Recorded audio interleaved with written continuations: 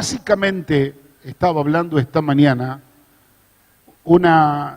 entre el capítulo 2 y el capítulo 3 de 1 Corintios. Quiero que tengan abierta la Biblia allí, porque vamos a leer algunos versículos. 1 Corintios, capítulo 2 y capítulo 3. Y estaba hablando yo básicamente sobre algunos conceptos. Primero de ello, cómo el apóstol Pablo en su revelación y entendimiento, él configura a las personas en diferentes categorías. Por ejemplo, habla de una categoría del hombre natural, que vamos a explicar lo que es, el hombre espiritual y el hombre carnal. Y se habla mucho en este pasaje de estas cosas.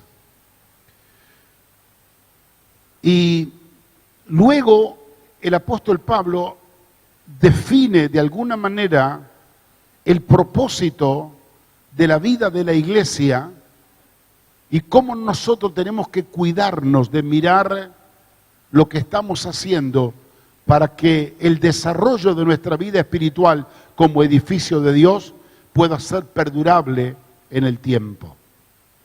Me voy a remitir solamente a la introducción para luego compartir con los demás. Leemos en el capítulo 2, versículo 14, cuando habla del hombre natural, dice, pero el hombre natural no percibe las cosas que son del Espíritu de Dios, porque para él son locura y no las puede entender, porque se han de discernir espiritualmente.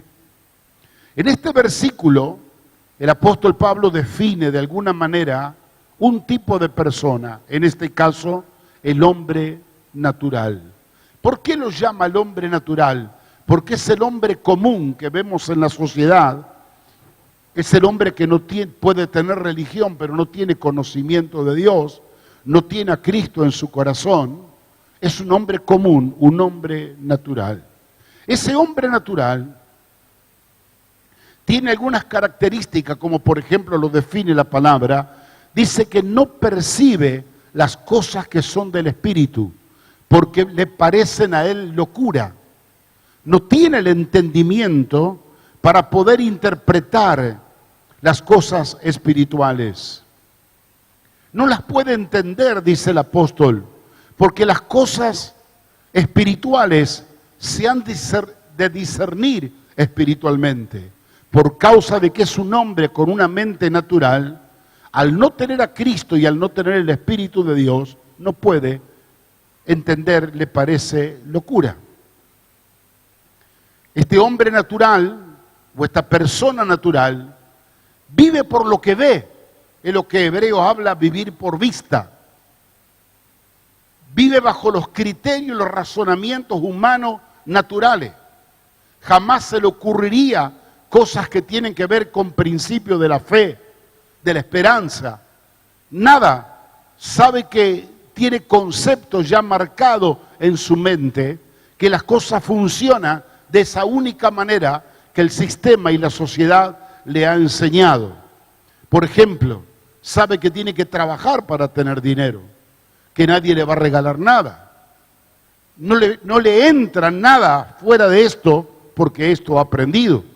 Vive por lo que ve. El hombre natural vive naturalmente a través de los rudimentos que el mundo enseña. Es una persona racional y almática. No es espiritual, porque no tiene el espíritu. Todo lo razona, todo lo piensa, y a lo sumo le juega un papel muy importante las emociones del alma. Por eso el hombre natural puede ser que sea un hombre racional y almático, pero no tiene nada absolutamente de lo espiritual. El segundo caso que menciona el apóstol aquí en esta historia, que la estamos repasando, habla del hombre espiritual. Seguido ese versículo, dice el versículo 15, en cambio, el hombre espiritual juzga todas las cosas, pero él no es juzgado de nadie. Porque ¿quién conoció la mente del Señor ¿Y quién le instruirá? Mas nosotros tenemos la mente de Cristo. El hombre espiritual, dice el versículo 6 del mismo pasaje, sin embargo hablamos sabiduría entre los que han alcanzado madurez, sabiduría no de este siglo, ni de los príncipes de este siglo que perecen, mas hablamos sabiduría de Dios en misterio, la sabiduría oculta, la cual Dios predestinó antes de los siglos para nuestra gloria. ¿Qué dice del hombre espiritual? Que el hombre espiritual habla sabiduría no de este siglo, ni de este sistema, ni sabiduría humana que es aprendida. Es una sabiduría espiritual que viene de lo alto. ¿Qué dice del hombre espiritual? Que el hombre espiritual habla de la sabiduría y de los misterios que están escondidos, ocultos, que Dios los reveló desde antemano para todos nosotros.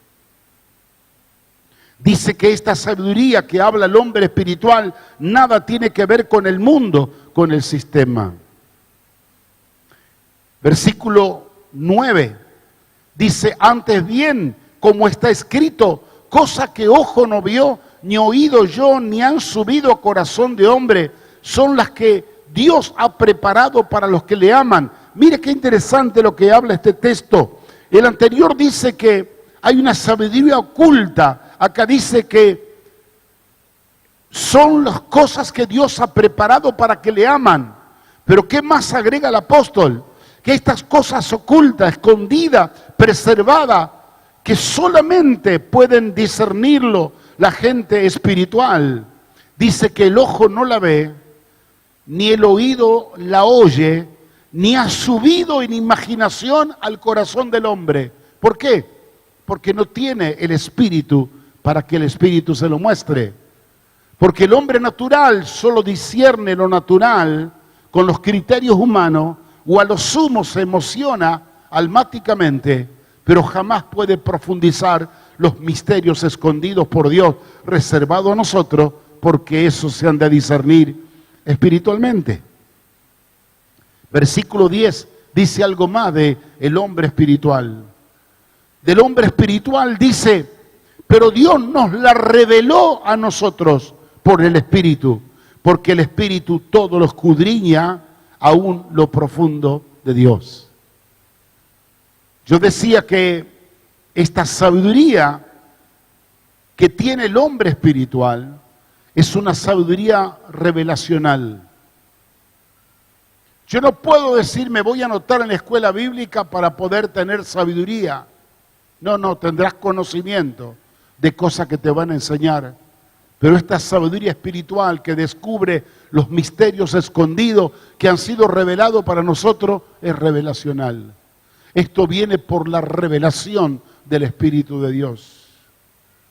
El apóstol Pablo, en el capítulo 1 de Efesios, lo habla muy claramente, que Dios nos lo ha revelado, todas aquellas cosas. La palabra revelación significa correr el velo, descubrir lo que está escondido para que lo veamos con claridad. Eso no lo vemos porque tengamos buena vista o porque tenemos mucho conocimiento. No, esto lo vemos solamente cuando el Espíritu nos abre los ojos espirituales para poder ver por revelación las cosas que están guardadas. Ahora, el hombre natural, por un lado, nada entiende de esto, ni sabe navegar en estas aguas.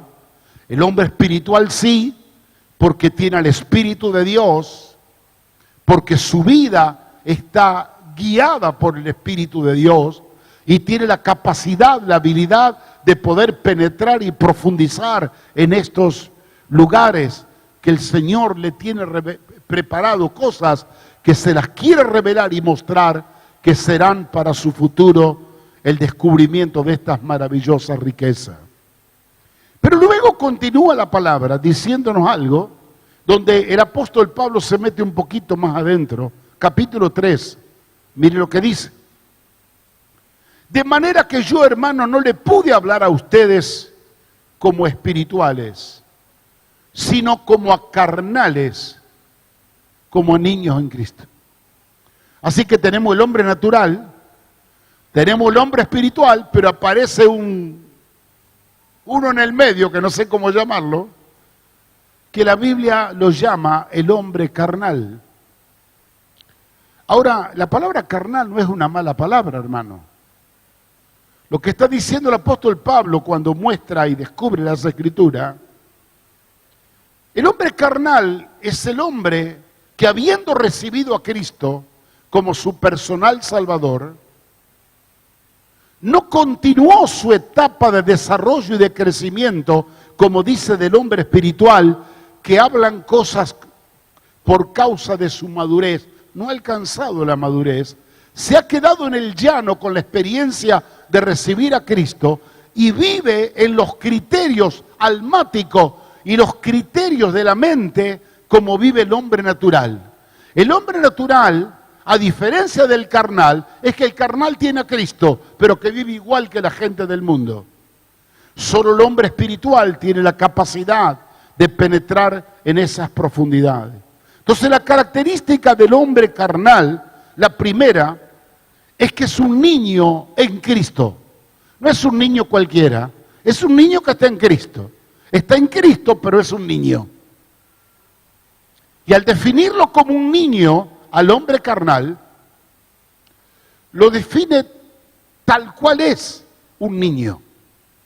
Un niño tiene una personalidad muy particular, que ahora lo vamos a ver cómo lo describe a él, pero una de ellas es como dice el verso 2, no le pude dar de comer vianda, sino que le di a beber leche, porque aún no erais capaces, ni sois capaces todavía.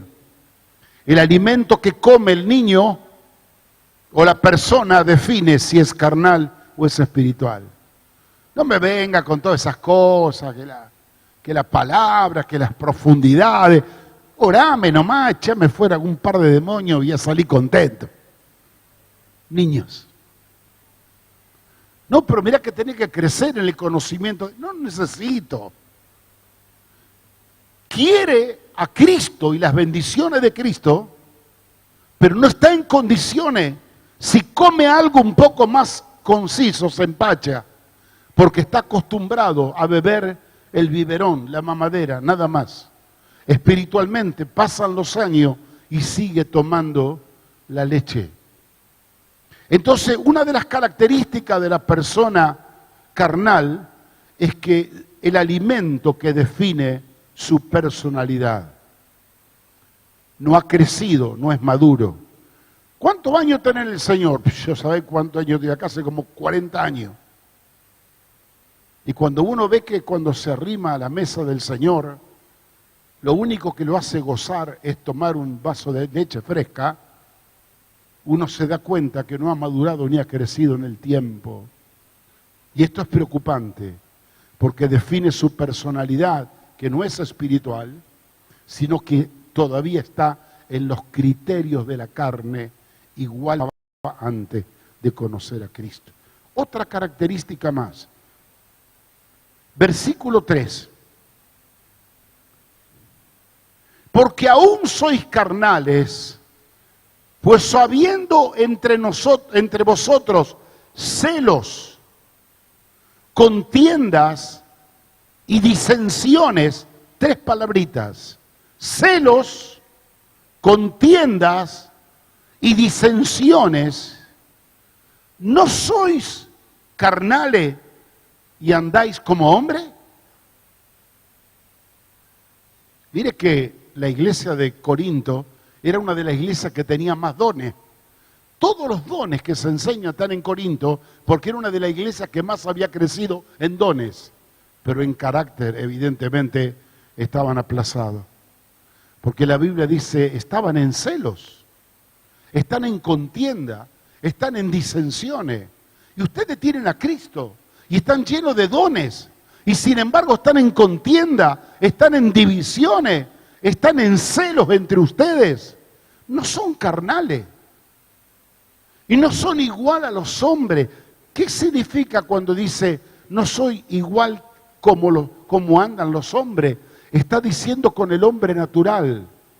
Tenés a Cristo, confesás a Cristo, pero tus criterios, tu conducta de vida es la conducta del hombre natural, que no lo hace las cosas mal de exprofeso, lo hace mal fuera del contexto espiritual, porque él es un hombre natural. O sea que los que andan en celos, divisiones, disensiones y contienda, dice el apóstol que ellos son carnales. Pero hay otra característica más que la descubrí cuando la predicaba esta mañana, porque hay carnales que son más espirituales, ¿saben? Verso 4. Porque algunos dicen,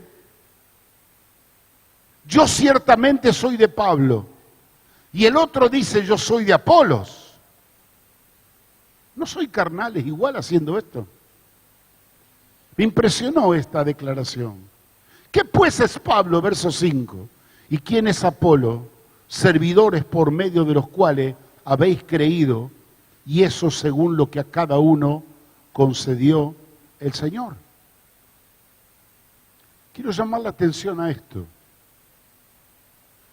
Yo resalto la virtud del apóstol Pablo. Pablo, que fue el fundador de esta iglesia, él no dice, ojo, un momentito, que nadie se meta a enseñar cosas raras. Yo soy el fundador y el apóstol que levantó el ministerio en esta iglesia. No. ¿Sabe qué dice? ¿Quién es Pablo? De él habla.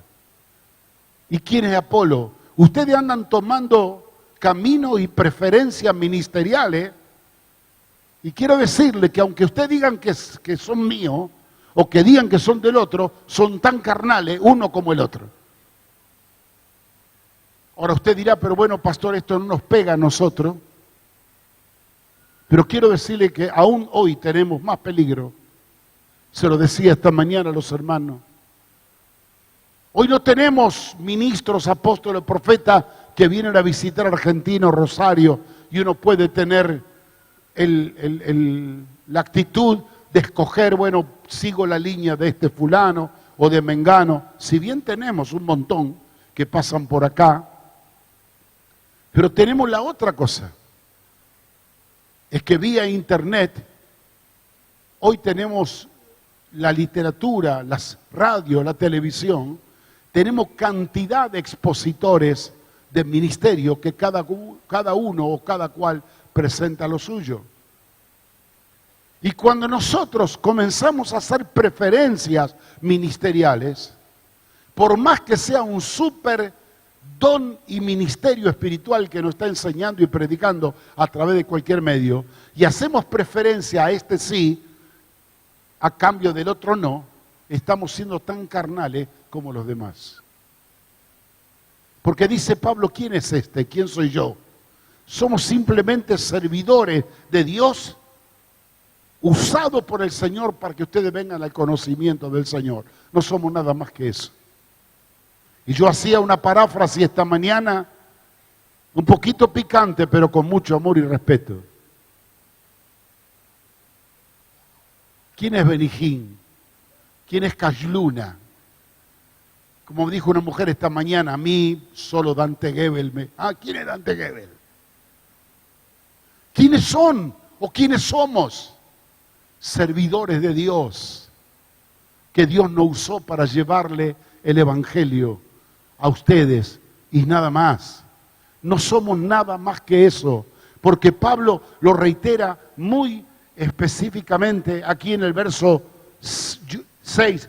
Dice, yo planté, dice Pablo, se reconoce y se identifica como el que sembró el ministerio en la iglesia de Corinto. Apolo regó, pero el crecimiento lo da Dios. Así que ni el que planta es algo, ni el que ciega, sino Dios el que da el crecimiento.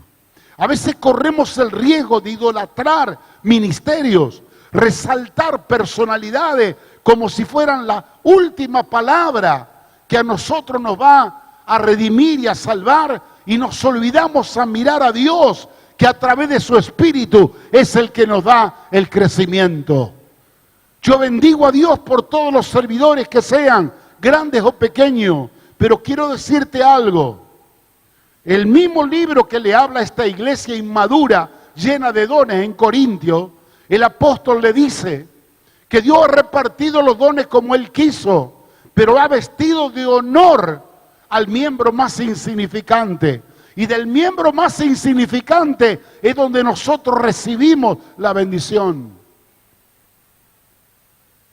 A mí muchas veces me han bendecido estos hombres grandes de Dios, pero no solo la bendición viene de ellos para que yo califique con ellos. A Dios me ha hablado de cualquier hermano de la iglesia. Me ha hablado de una persona que pasó por la vereda y me dijo, Dios me dijo tal cosa para usted. Y yo quedé así, ni lo conozco.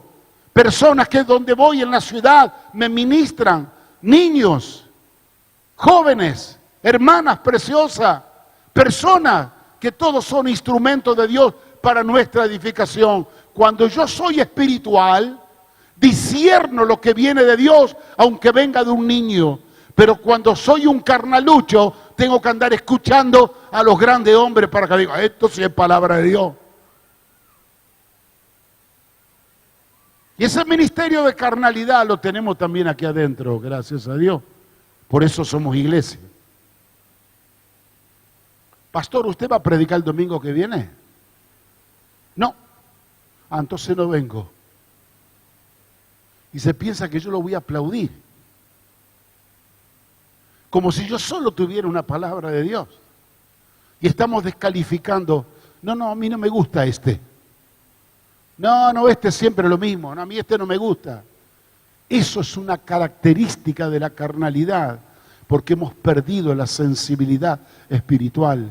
Cuando yo vengo a la presencia de Dios, de repente la ministración de un niño que canta, de una persona que da un testimonio, de alguien que viene y te da un abrazo y una palabra, te puede ser un rayo de fuego del cielo que te ministra, que no te pueden dar 100.000 palabras de los mejores elocuentes predicadores. Tenemos que aprender a ser gente espiritual y a discernir las cosas de Dios. Ahora note lo que dice usted, por favor, la palabra. Más adelante, sigue en el capítulo 3, el apóstol Pablo describiendo, versículo 9, dice, porque nosotros somos colaboradores de Dios y vosotros sois labranza de Dios, y dice edificio de Dios. Quiero que subraye esta palabra. Nosotros somos edificio de Dios. Conforme a la gracia de Dios, verso 10, que me ha sido dada, yo como perito arquitecto, dice Pablo, puse el fundamento. Y otro edifica encima, pero cada uno mire cómo sobreedifica. Ahora, cuando yo leo aquí en el versículo 10, yo como perito arquitecto puse el fundamento, enseguida me fui a buscar dónde estaba el fundamento.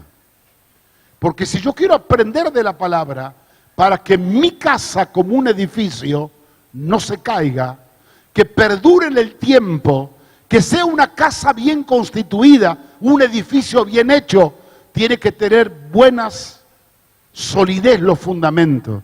Tengo que mirar los planos, a ver cómo hicieron los planos y cómo hicieron las bases fundamentales de este edificio. Y ahí en los planos sale cuántos metros fueron, cuántos son las columnas basales. Entonces uno se queda tranquilo.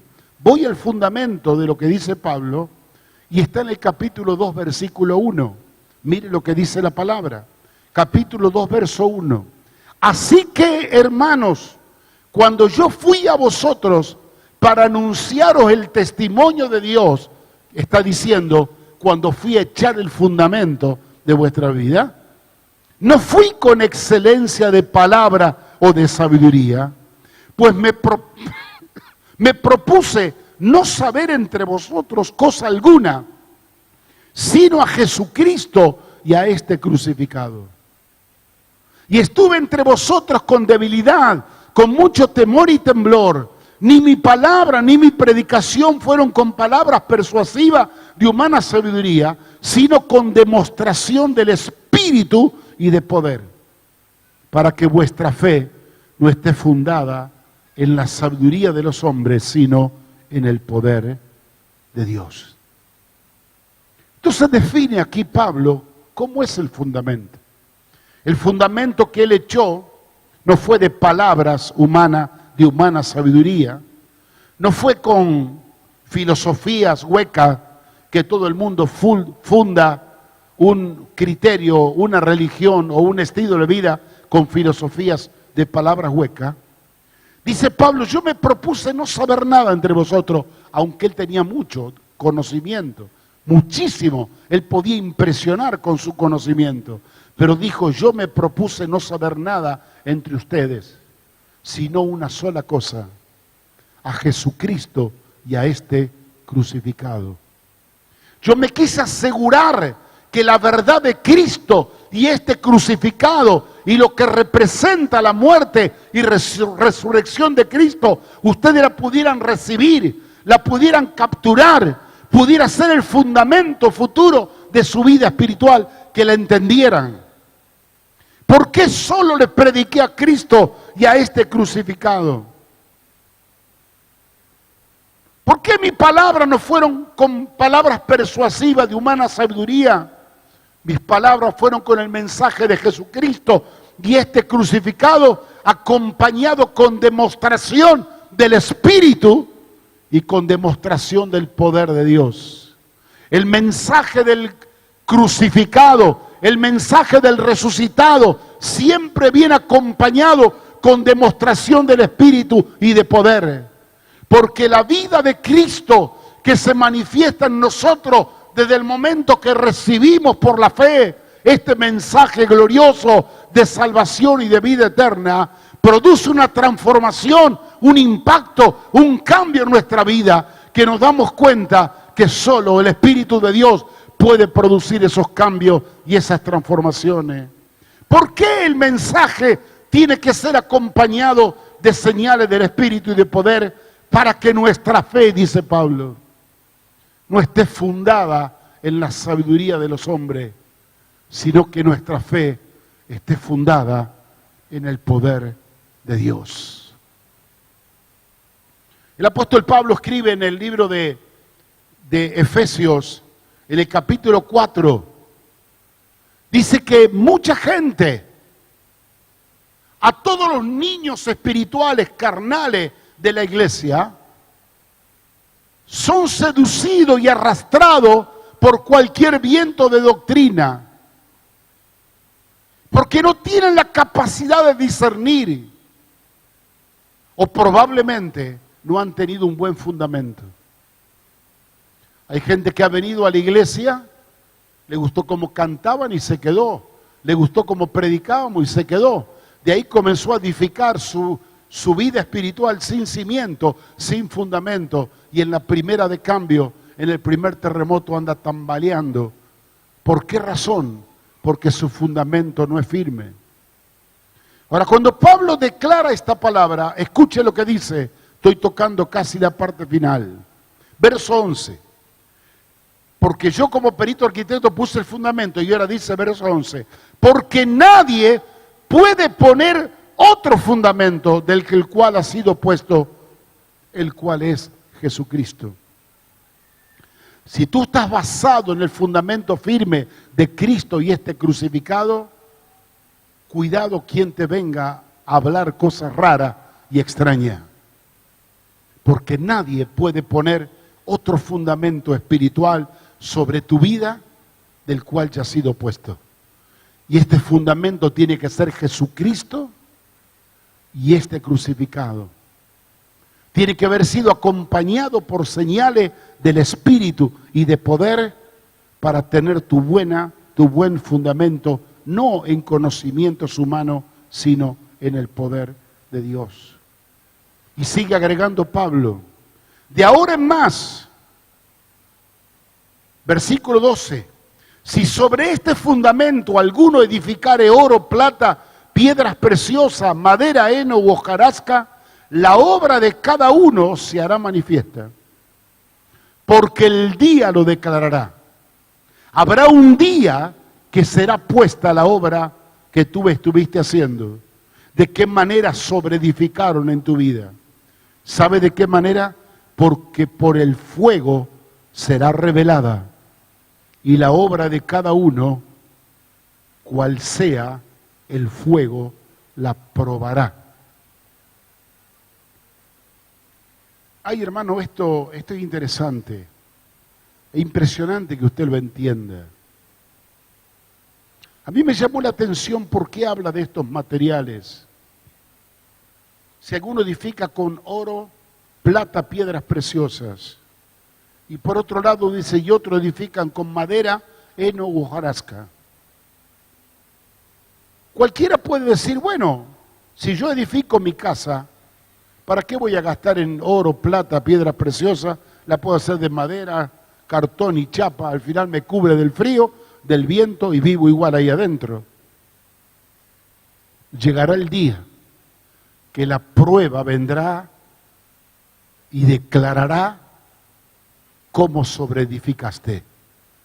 Si tu fundamento es firme y es Jesucristo, y has sobreedificado con cosas que nada tienen que ver con el Señor, con las obras de tu tiempo, con filosofías extrañas que te han traído, que has mezclado el Evangelio con otras cosas, llegará el día de la prueba.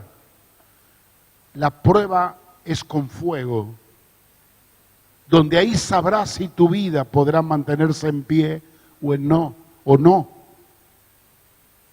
Cuando el fuego viene y agarra el oro, lo purifica. Cuando el fuego agarra la plata, la purifica. Pero cuando el fuego agarra la madera, el heno o la hojarasca, la hace ceniza. Así son las obras de cada uno. Yo puse el fundamento, dice Pablo, como perito arquitecto. Mire cada uno cómo sobreedifica. ¿Sabe que con respecto a esto yo tengo una carga muy grande?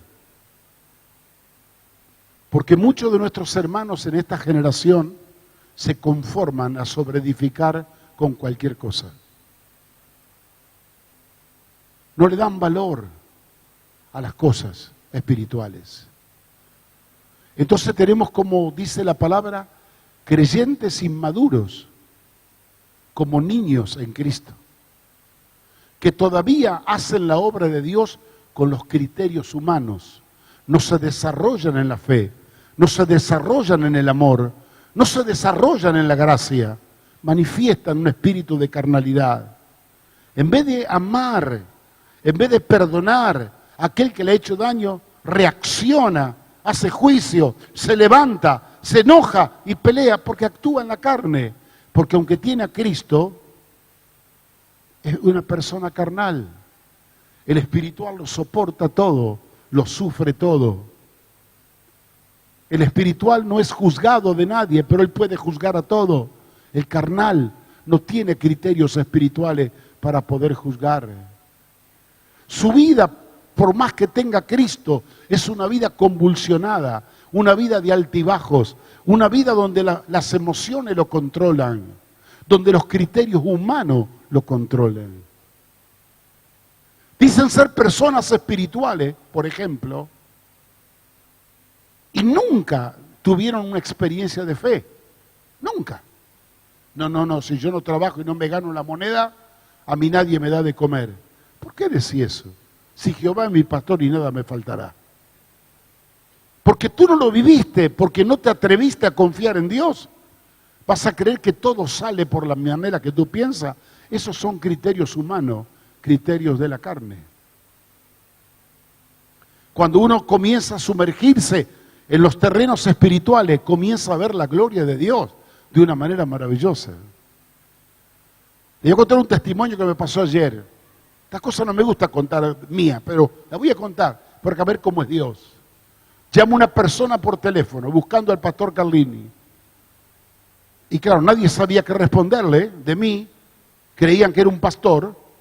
Y le dice, quiero verlo, yo vengo de afuera, quiero entregarle una ofrenda. El nombre no me decía nada.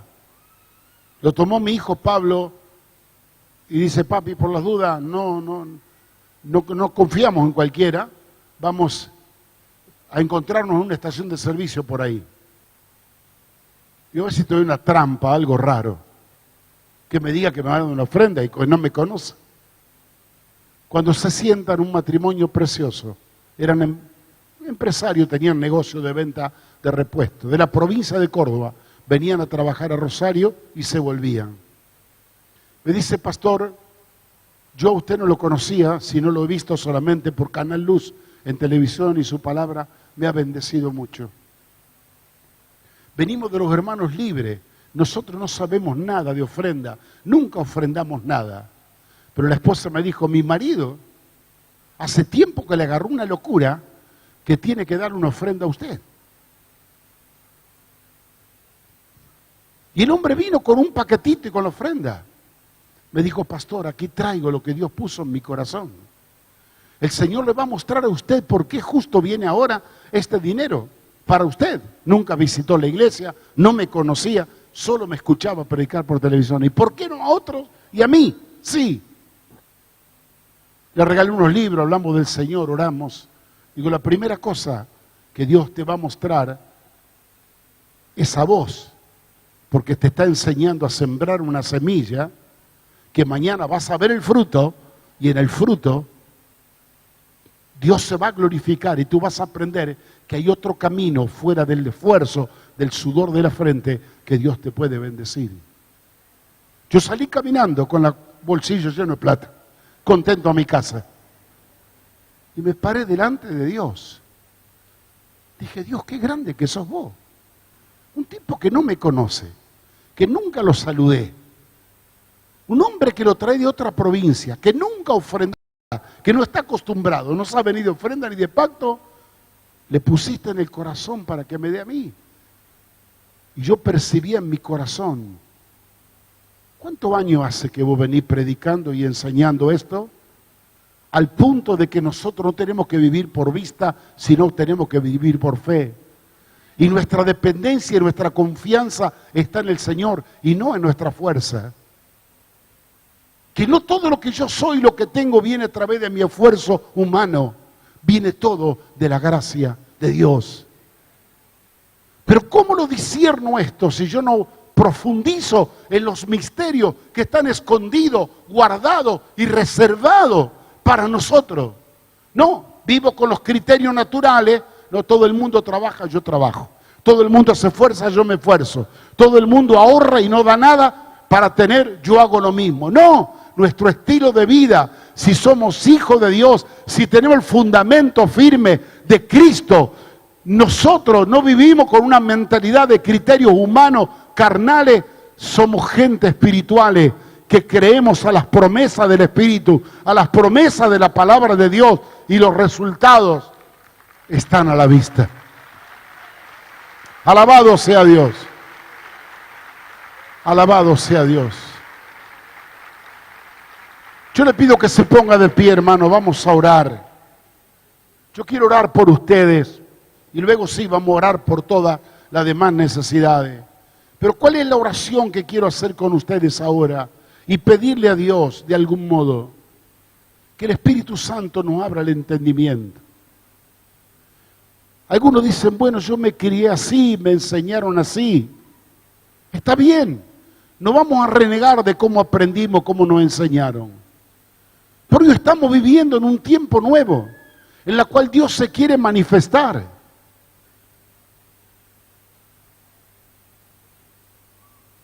El mundo te manda por un camino para encontrar un buen trabajo. Los periódicos, el internet, las bolsas de trabajo, las oficinas. Y nosotros tenemos un camino más excelente. Doblar nuestra rodilla y decirle, papá, tú sabes que necesito un trabajo. El Señor se ha glorificado, lo han venido a buscar a la casa y le golpean la puerta y se lo dan. ¿Por qué no comenzamos a desarrollar un espíritu de fe, espiritualmente hablando, de conocimiento de Dios? Y no vivir con los criterios humanos. Que caminemos en las leyes del reino. con los principios espirituales, porque esto es lo que nos va a traer bendición.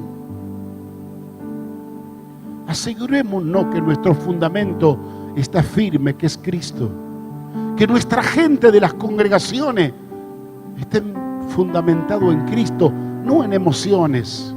¿Por qué venir, hermano, acá? Esta es una encuesta que tendríamos que hacer. Me gusta porque como me habla el pastor, me gusta como acá se canta, me gusta porque acá tengo aire acondicionado. Mañana va a venir el fuego de la prueba y va a quedar como chicharra, aunque esté en santuario de fe, escuchándome a mí y escuchando al coro.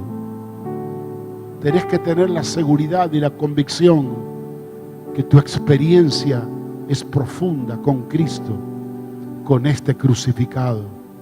Y de ahí en adelante un nivel de responsabilidad. ¿Cómo estoy creciendo? ¿Qué estoy permitiendo que pongan arriba mío? No voy a permitir que cualquier farabute venga a hablar tontería arriba de mi vida.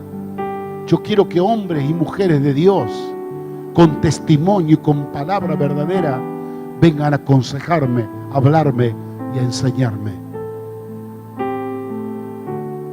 Yo quiero madurar y crecer para que cuando el día de la prueba venga, yo pueda permanecerme firme.